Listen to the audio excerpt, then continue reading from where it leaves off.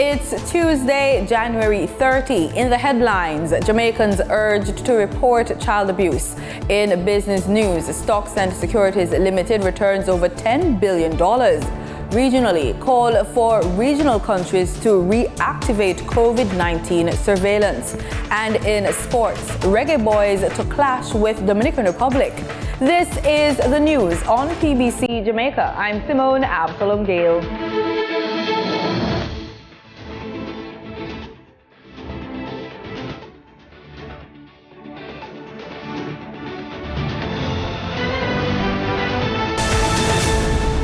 Jamaicans are being urged to report any and all forms of child abuse using the 24-hour child abuse reporting hotline 211. The reminder follows several publicized incidents of child abuse in recent times. The latest being an incident in which a 42-year-old security guard attacked and beat a 14-year-old student at a bus stop in St. Andrew. The Child Protection and Family Services Agency says it has been made aware of the incident and its officers have contacted the teen to ensure his well-being and offer the necessary interventions. The man has since been charged with assault, occasioning bodily harm and malicious destruction of property. Addressing the incident, CEO of the CPFSA, Lorette Adams Thomas, says, quote, "We are reminding adults that you need to be the voice of reason when you are dealing with children, especially during times of conflict. Children live what they learn, so it is important that we find alternative and more positive ways of approaching them." End quote.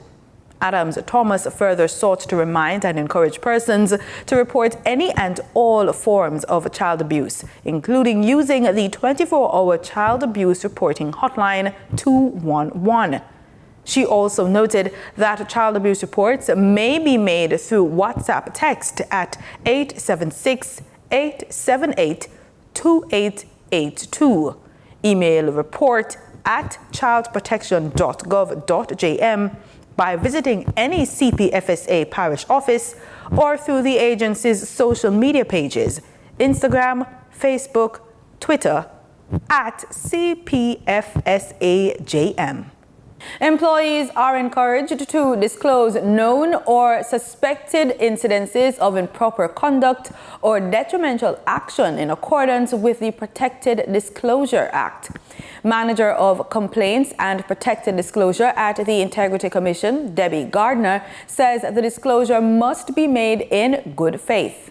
She was speaking to Theodore Henry on JIS's Get the Facts program. The general definition of good faith is where something is made without malice, is made with good intentions, and is done fairly. So I'm not just trying to get somebody in trouble who I have a disagreement with.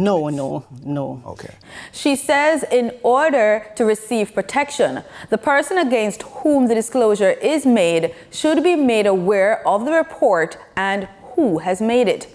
She says that by law, the reporter is protected against occupational detriment. To protect persons would have made protected disclosure from being exposed to any form of harassment, intimidation, victimization from having made that disclosure. Right.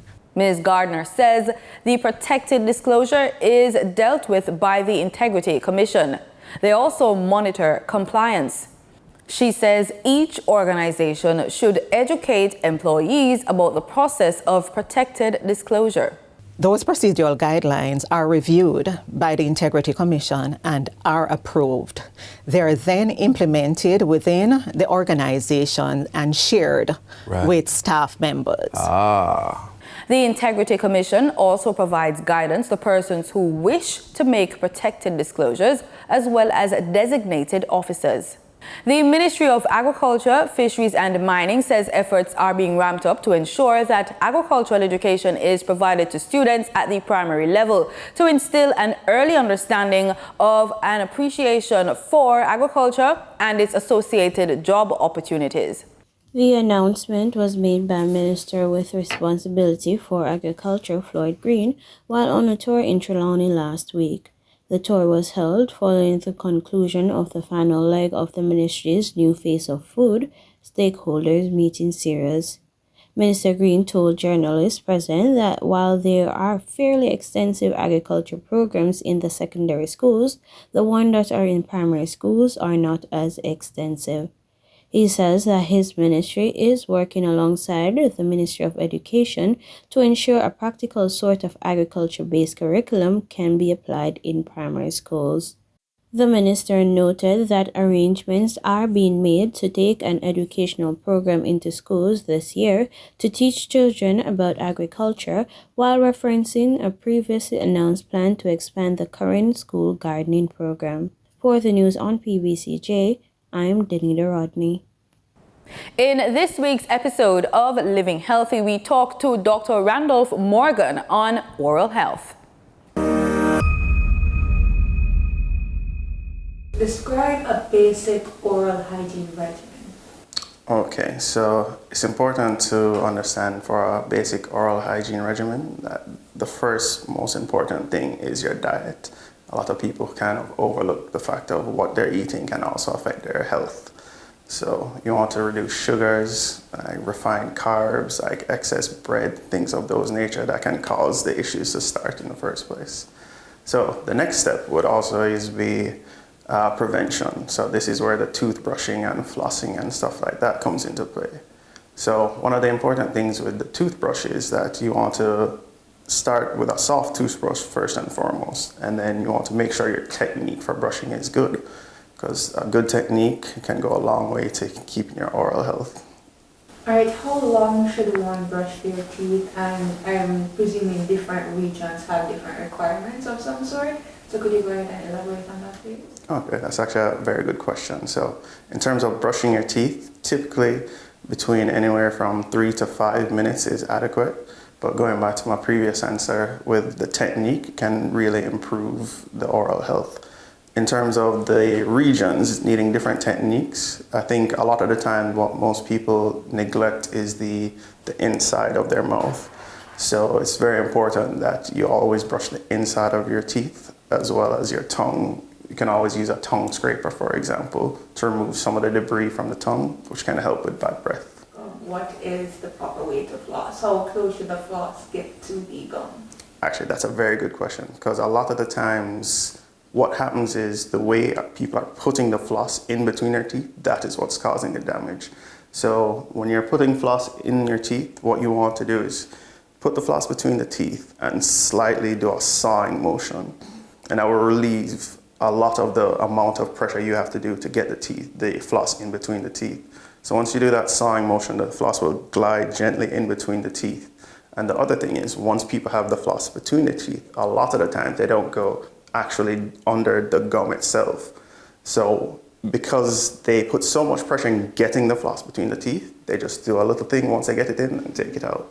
But if you use that slight sawing motion, gently place the gum, you can go down below the gum and remove the food that ends up causing issues later on. How long should one keep in mouthwash? Mouthwash, about 1 minute. 1 minute. And going back to flossing, how long should one floss between each space? Between each space, there's not necessarily a designated time period. It's more so that you're doing it accurately.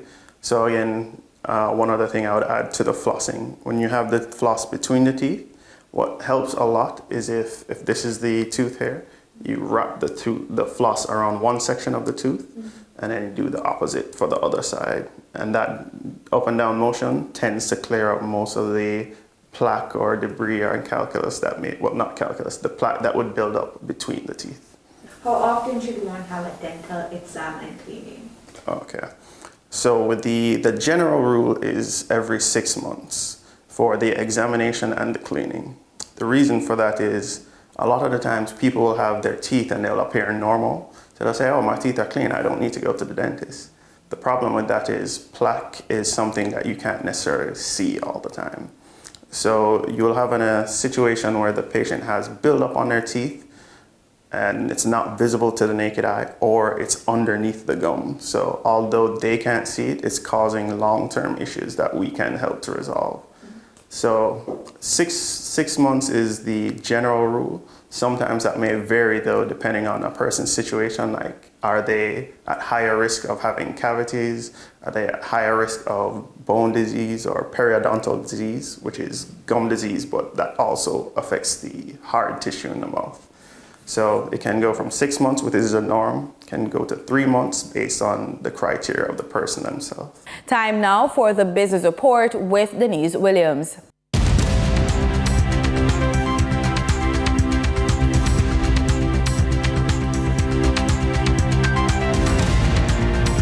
Good day, everyone, and thank you for joining us on the Business Report. I'm Denise Williams, your guide through the latest happenings in the world of business. Disgraced investment house Stocks and Securities Limited, SSL, announced that it has returned 10.5 billion Jamaican dollars worth of securities to 765 clients, as well as 564 million Jamaican dollars in cash to 165 clients.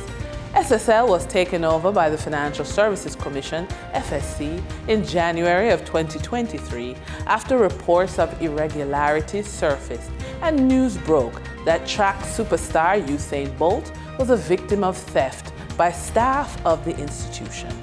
The Statistical Institute of Jamaica has reported that Jamaica has increased its export of chicken in the face of a slight decline in domestic chicken consumption.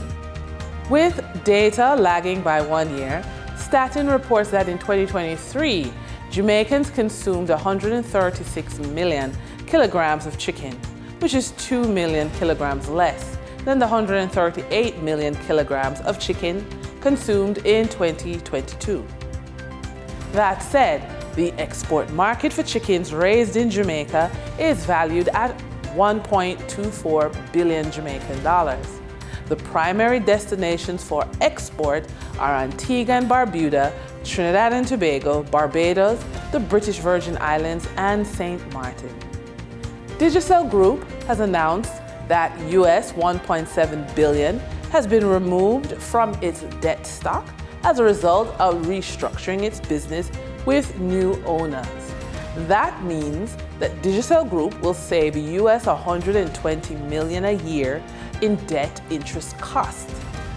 According to Digicel, the completion of the restructuring enhances ability to complete and thrive in the communications, broadcasting, and financial services sectors, now as a substantially deleveraged company with a right-sized balance sheet. With the support of its new owners, the company will continue to operate as an unparalleled service provider in all of its operating markets. Digicel Interim CEO Martin Boat said, "I am excited about this new chapter for Digicel and want to take this moment to thank our customers for their loyalty and to convey a very special thank you to the 5,000 amazing Digicel staff members across the region for their continued hard work and dedication." Jamaican-based Victoria Mutual Wealth Management opened its first overseas office in Barbados. The Barbados location was officially opened on January 22 after parent company VM Investments Limited acquired Republic Funds Barbados Incorporated Mutual Funds. VM Wealth Barbados office manages the now rebranded mutual fund and is making a purposeful push to drive financial education and investment know-how among Barbadians and people of the wider Caribbean region. VM Wealth Barbados office is led by Sean Yearwood, a Bayesian with more than 15 years experience in the financial industry in Barbados. For Yearwood, he stated, "One of the things I'm most looking forward to is helping to expand and strengthen the investment culture in Barbados." Yearwood continued, "Investing can create the type of financial freedom that not enough Bayesians are exposed to. They could benefit from the knowledge that it isn't just for the wealthy, that they can plan for their own futures and the futures of their loved ones." During trading on Jamaica 29, 2024, the top advancing stocks covered the tourism, technology, and distribution sectors on the Jamaica Stock Exchange. Productive Business Solutions Limited, 9.75% cumulative redeemable shares advanced 15.56%, for an increase of $14 to close at $104 with 840 shares traded. Margaritaville Limited shares advanced 15% for a 1 cent increase in price to close at 11 cents with 17,321 shares traded.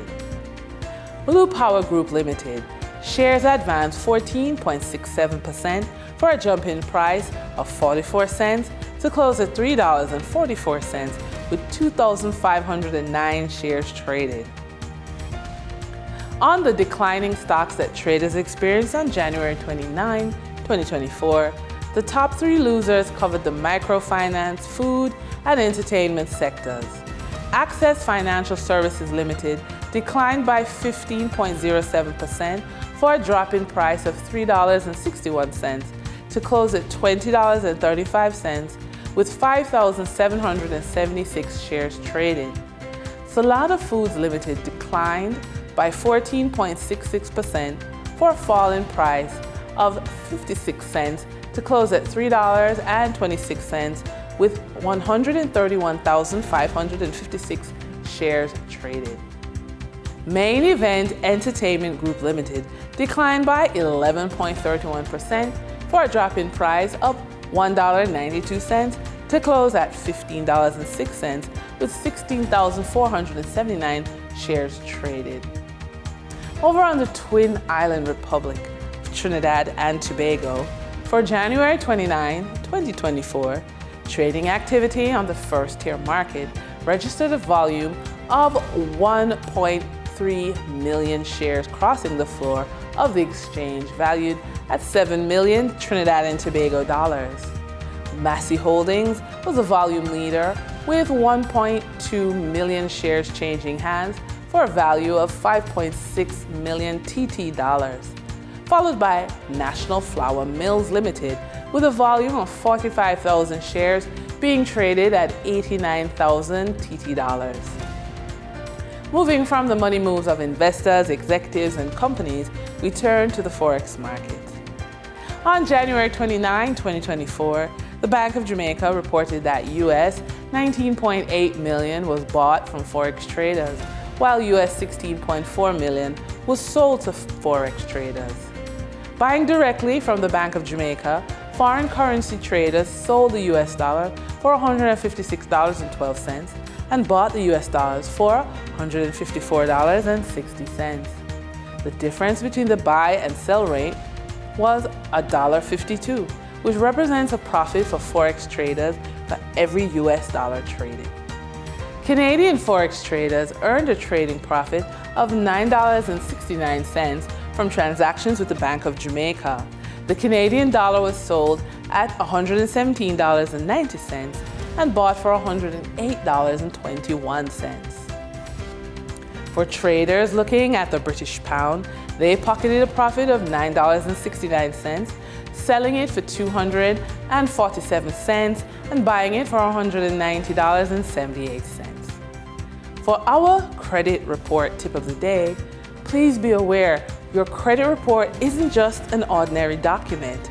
It's a key that can unlock doors to significant investment growth. Investors often rely on credit to access capital for ventures, whether it's real estate, stocks, or a new business. A positive credit history can facilitate favorable terms and higher investment potential. And with that, we wrap up today's business report. I'm Denise Williams. Appreciate your company. Stay well informed, stay ahead of the curve. Until our next update, take care. In regional news, Barbados and other regional countries have been asked to step up their COVID-19 surveillance. Executive Director of the Caribbean Public Health Agency, CARPA, Dr. Joy St. John, says heightened vigilance is needed with several conferences and other events like the Cricket World Cup scheduled in the coming months. She says it's also necessary with the presence of the JN1 and HV1 variants in CARICOM. What we had been trying to do was to incorporate COVID into our usual respiratory virus surveillance. But I think people just, as you say, stood down their mechanisms for early warning. So what we did is we wrote to the member states to ask them to please reactivate some level of general COVID surveillance so that we could check for certain things. ARFA has already been devising a special surveillance system in collaboration with Impacts, where we would, and we're going to pilot it very soon, where we would be having like an early warning system for anything that could be going wrong and trying to track how it's moving in the region. Now, the Cricket World Cup is a big event, and we want this event for players, managers, visitors, spectators to be seamless, a fun event, a safe event. And so we are in the process of gathering the criteria. CARFA may activate its incident management team for emergency response, not necessarily because we are in an emergency situation, but because we want to prevent any kind of emergency situation. Trinidad and Tobago is poised to become a major e-commerce hub. Minister of Trade and Industry, Paula Gopi-Schoon, says the digital transformation agenda is at the forefront and will make a difference in the country's economy. Ayana Carter has the story. Towards a sustainable digital economy is the theme for this year's Canto Connect and 40th Annual General Meeting. The conference and mini-trade exhibition is the future of ICT and telecommunications with focus on cybersecurity, artificial intelligence, next generation and 5G technologies. At the opening ceremony, Minister of Trade and Industry Paula Gopi-Schoon said her ministry is at the forefront in the development of a national e-commerce strategy, which is expected to be completed in the next 12 months. The first step in the development of the strategy will be to the conduct of an e-trade readiness assessment, which will provide a snapshot of Trinidad and Tobago's e-commerce environment and identify available opportunities and gaps to be addressed. And I'm certain that Canto can provide valuable input into this assessment of the gaps within our e-commerce system.